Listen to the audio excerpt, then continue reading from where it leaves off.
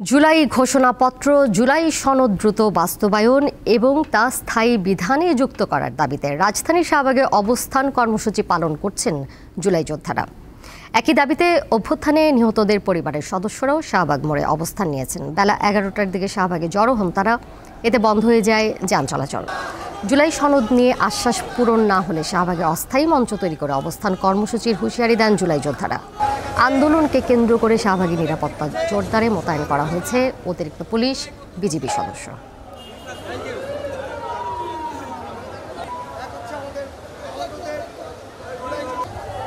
এক হচ্ছে জুলাই সনদ আমাদেরকে দিতে হবে, দুই হচ্ছে আমাদের জুলাই ঘোষণাপত্র দিতে হবে। এই পর্যন্ত 3বার আমাদের আশ্বাস দেওয়া হয়েছে, কিন্তু এই পর্যন্ত একবারও তারা কথা রাখেনি। আমরা কর্মসূচি চালিয়ে যাব, আমাদের ন্যায্য আদায় নিয়ে তারপরে আমরা ঘরে ফিরবো। এই মুহূর্তে শাহবাগে রয়েছেন সহকর্মী স্বস্তিকা সিংহ। সেখানকার খবর জানাতে সরাসরি যুক্ত হয়েছেন তিনি। স্বস্তিকা,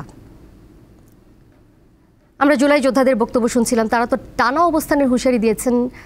এখন আন্দোলনের কি পরিস্থিতি দেখছেন? আশপাশের পরিস্থিতি সম্পর্কে আমাদেরকে জানাবেন।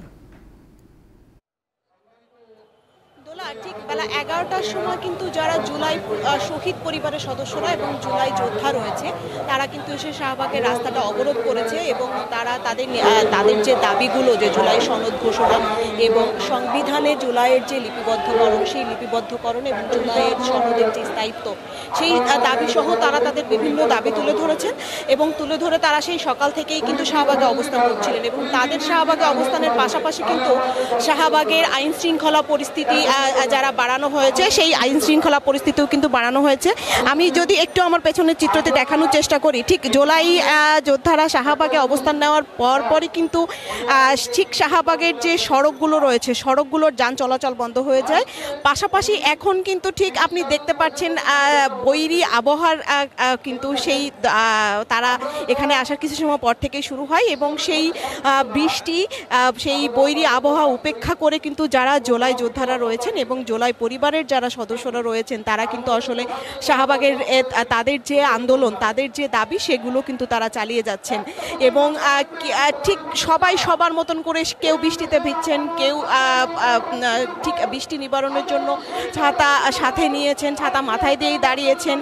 কিন্তু তাদের এই সব কিছুর এই আবহাওয়াকে পেছনে ফেলে তাদের আসলে যে দাবি, যে জুলাইয়ের ঘোষণা দিতে হবে। এবং আমি এখানে এসে আসলে অনেকের সাথে কথা বলেছি যারা এখানে আন্দোলনরত রয়েছে, তারা কিন্তু বারবার করে বলছেন যে 24 পরবর্তী বাংলাদেশের যে অন্তর্বর্তীকালীন সরকার রয়েছে, সরকারের কাছে তারা আসলে অনেকবার তাদের এই জুলাই ঘোষণার যে দাবি, এই দাবিটি করেছেন এবং সরকার তাদের 3বার বলেছেন বা 3বার আশ্বাস দিয়েছেন যে তাদের যে দাবি, তাদের দাবি মেনে নেওয়া হবে। কিন্তু 3বার আশ্বাস দিলেও ঠিক জুলাইয়ের মাসের শেষ প্রান্তে এসে এখনো পর্যন্ত তারা সেই জুলাই সনদ ঘোষণার যে বিষয়টি, সেই ঘোষণার বিষয়টি কিন্তু তারা এখনো দেখতে পাননি।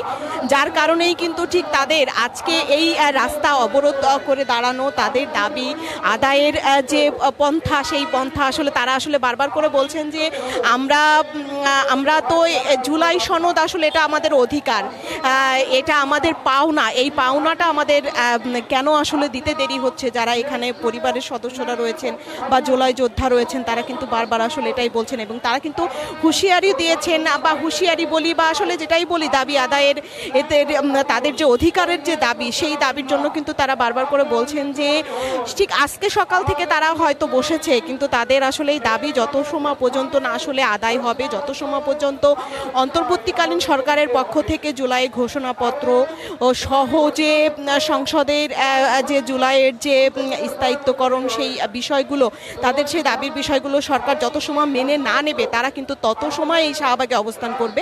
এবং তারা কিন্তু বলেছেন যে এখন ঠিক আজকের মধ্যে যদি না হয় তাহলে তারা এখানে থাকবেন। সেই থাকার জন্য কিন্তু তারা এটাও বলেছেন যে আসলে তারা কিন্তু বলছেন যে শাহবাগে তারা স্থায়িত্ব একটি মঞ্চ করবেন।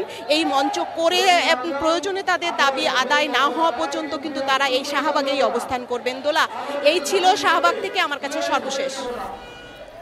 শাহবাগ থেকে সরাসরি যুক্ত ছিলেন সহকর্মী স্বস্তিকা সিংহ।